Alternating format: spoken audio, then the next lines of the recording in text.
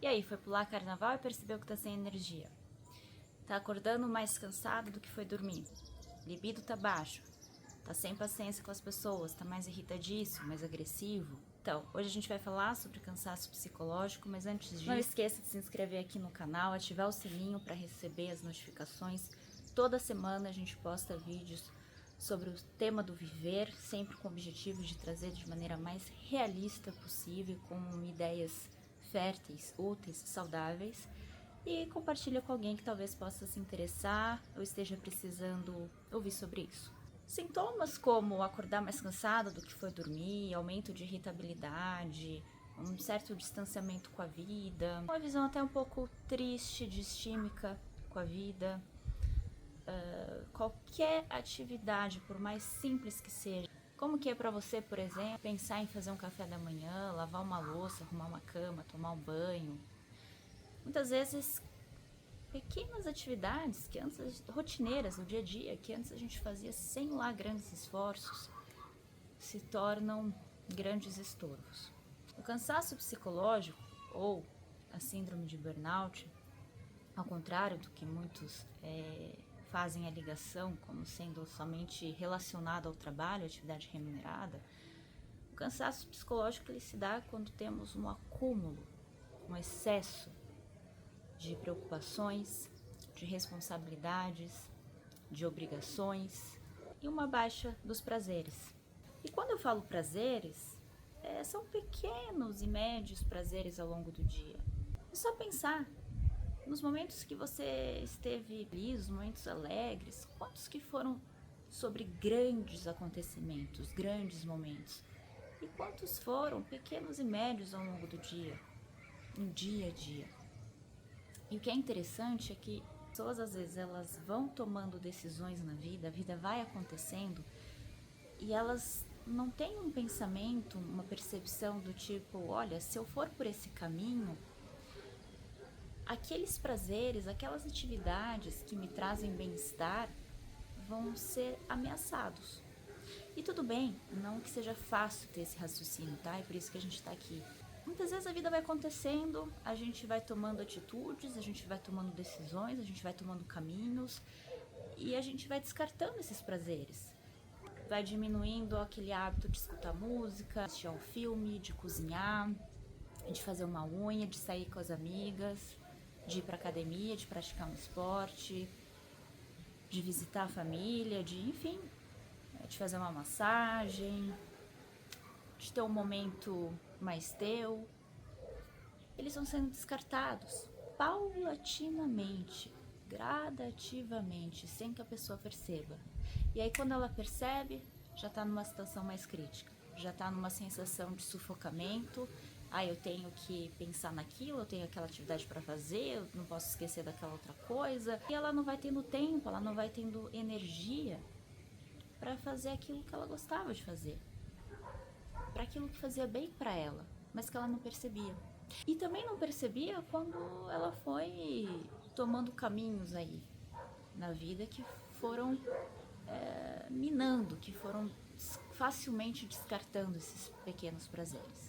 E ainda, quando eu falo sobre o acúmulo, o excesso de responsabilidades, eles podem estar relacionados, por exemplo, com o trabalho, com atividade remunerada, podem estar relacionados com atividade não remunerada e ainda eles podem estar relacionados com aquilo que passa diariamente, constantemente na nossa cabeça, as nossas preocupações, as nossas angústias existenciais, os nossos medos, aquilo que nos aflige, os nossos pavores. Então, como que a gente resolve essa encrenca? Basicamente em duas fases.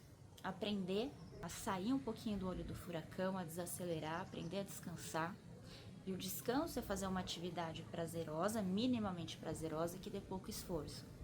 Porque muita gente faz, por exemplo, a relação viagem. Eu preciso descansar, então eu preciso viajar. Mas às vezes a viagem ela pode se tornar muito mais cansativa, ser muito mais proporcionar um esforço muito maior do que qualquer outra coisa.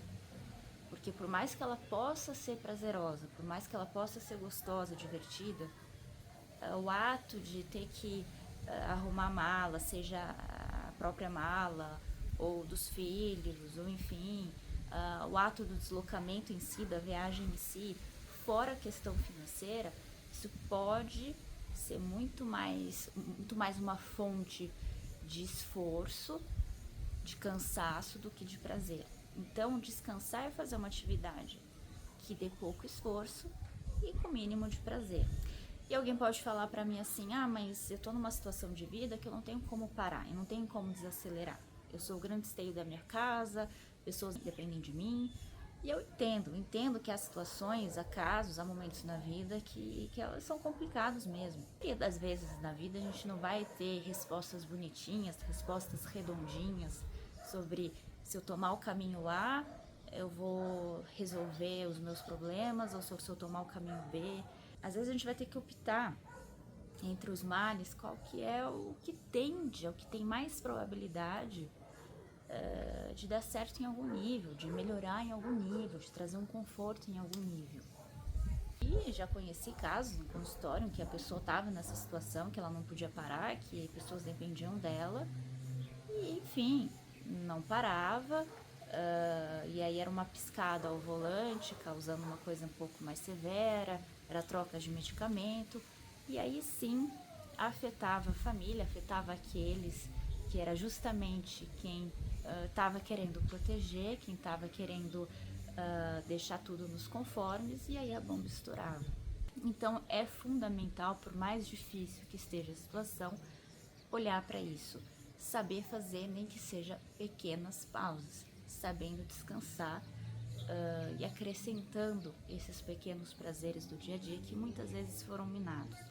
E uma outra parte, e aí entra muitas vezes a questão também da ajuda e do processo terapêutico, que é saber lidar bem com as nossas ansiedades, saber lidar bem com aquilo que nos preocupa, o que passa na nossa mente o tempo inteiro, o que nos causa medo, o que nos causa pavor, porque não é tanto sobre a questão que o cérebro não para ou que a gente pensa demais, mas às vezes é quando a gente está pensando meio que mal sobre a vida. E quando eu digo mal, é de uma forma não saudável, de uma forma que nos cause mais sofrimento, que fique uma areia movediça, que nos cause mais cansaço, menos descanso.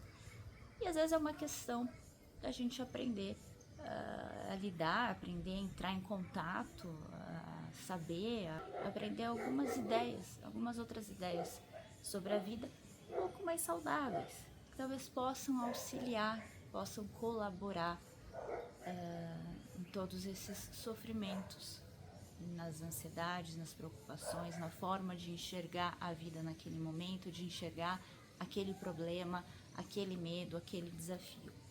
E não que tudo isso que eu falei aqui seja fácil, como eu disse, é por isso que estamos aqui, é por isso que o objetivo dos vídeos é trazer uma visão da vida mais realista e com ideias possivelmente férteis, que possam ser úteis para cada um, que possam ajudar, auxiliar em algum sentido, porque a gente não nasce com um manual de instruções, a gente não nasce sabendo lidar sobre a vida, a gente não nasce como lidar com um problema ou outro, e não que tenha um único caminho, uma única resposta.